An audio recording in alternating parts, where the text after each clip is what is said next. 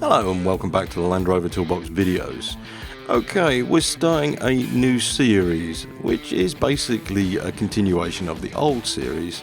However, the emphasis is not on maintenance, but on overhaul, which is near enough the same thing. First of all, we'd like to thank Bearmark for a continuation of sponsorship of this channel, otherwise we wouldn't be able to keep doing the series. So basically, you know as well as I do, you walk around the shows, you look at these vehicles that are pristinely restored, and these people have taken a lot of time and they've spent quite a bit of money to get their vehicles into good condition. Some of these mean a chassis up rebuild. Well, we are going to do a chassis rebuild, but we're going to do it as a rolling rebuild or rolling restoration, and I'm going to call this the janitor's broom. Basically, we will get everything ready first before we do a chassis change. So we're going to also have the bodywork painted. This should be in a Land Rover Silver, and this will eventually end up on the Bearmark fleet.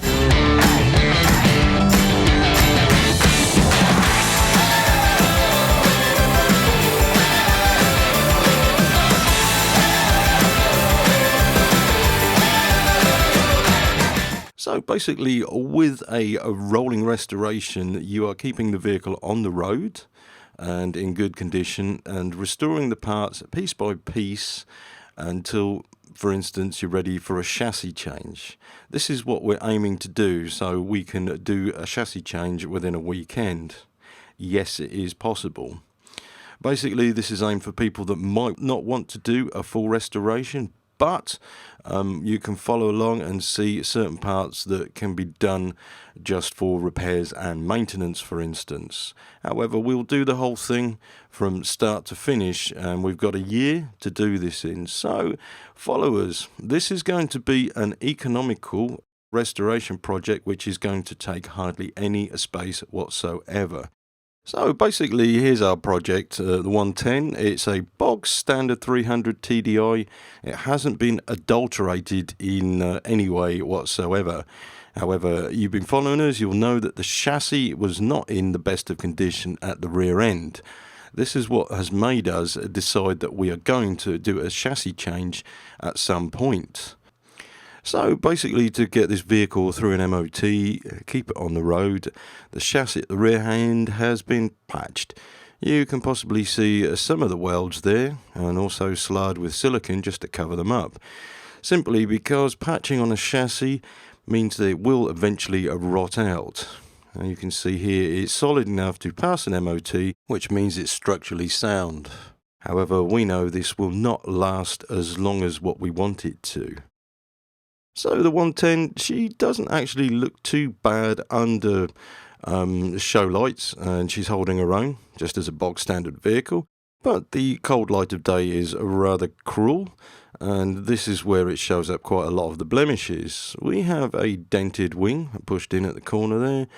The paintwork isn't brilliant, it's getting stained, but it's still, fairly glossy. She's got a graze across the door, faded stickers. The graze also has caused corrosion on the bulkhead. We have corrosion under the bonnet, and this is hidden by the rather tatty soundproofing. The window screen rubber is showing its age. It's split. This will cause leaks internally, so this will have to be replaced along with the windscreen. You can see the stone chip here, which should have been repaired, has started to crack, so this will give us an opportunity to fit a heated screen at some point. The bulkhead is a serious worry for quite a lot of us that have Defenders. You can see the corrosion here and up here. Of course, the bulkhead is repairable, so it's not the end of the world. However, we need to be aware of what's happening with the vehicle first. Hopefully this isn't full of a filler or some type of gag that has made it look good. It looks original by first inspection. You can see the corners here are fine, however rust is starting to come through. The major part of the bulkhead here, you can see a little staining of rust, however it seems to be in fairly good condition. Now, if I just zoom in on this piece here, the rust is starting to creep through. This will not go away, obviously, so it has to be arrested with something. So likewise, underneath the vent panels, which is a hidden area, you can see the rust starting to creep through. And one of the worst places for a water trap is under the footmat. You can see rust is creeping through in the footwells in the driver's cab. The soundproofing also doesn't help. We're going to have to remove this strip, get this soundproofing off, and have a look at the condition on this side of it. We'll also have to remove the wings at some point and check to see what sort of corrosion we have. This is a good example of where corrosion can be hidden. But looking underneath, we can see that there is a corrosion present. This has been subject to road salt for a few years, so we'd expect it at this point. And on the other side, you can see the rust clearly through the wheel arch. At some point, the bulkhead will have to be removed, sandblasted, welded as required, and rust-proofed. Likewise, with the seat box, we have a corrosion here. This is the battery box with the vent holes.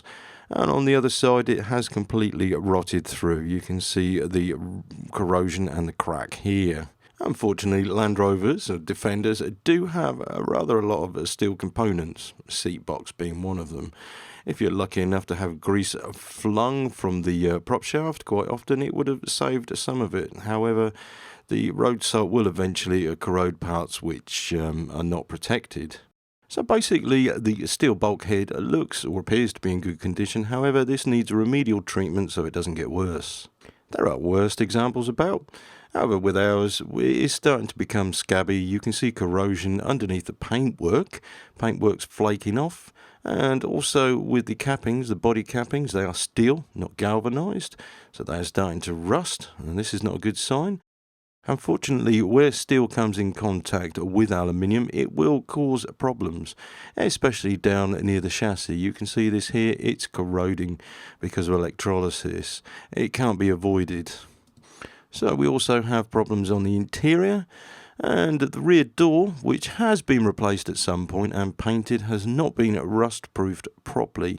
You can see at the bottom of the door, rust is starting to drip through where the steel frame is. Hopefully this is recoverable, and we'll also need to retrim the back door at some point. And looking a bit further on the back door, we have a heated rear screen, but we have the high-level stoplight missing. Now, this is what the wires are for.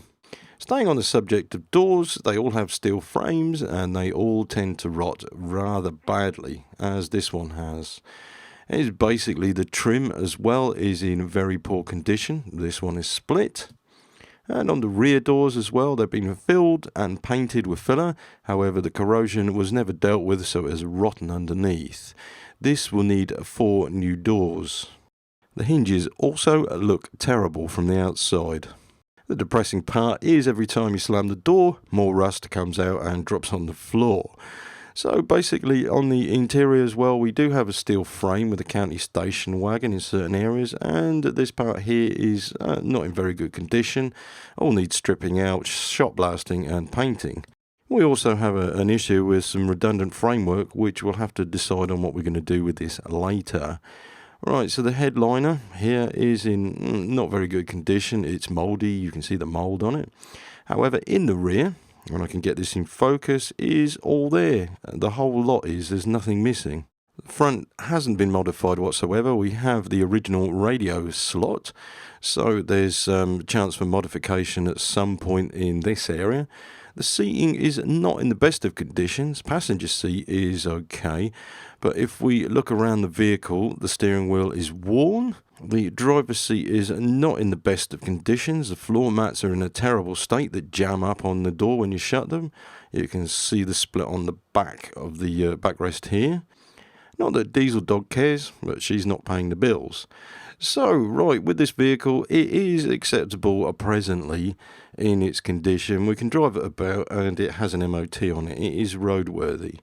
Next thing we need to do is make an assessment to see how much it is going to cost us to repair the bodywork completely.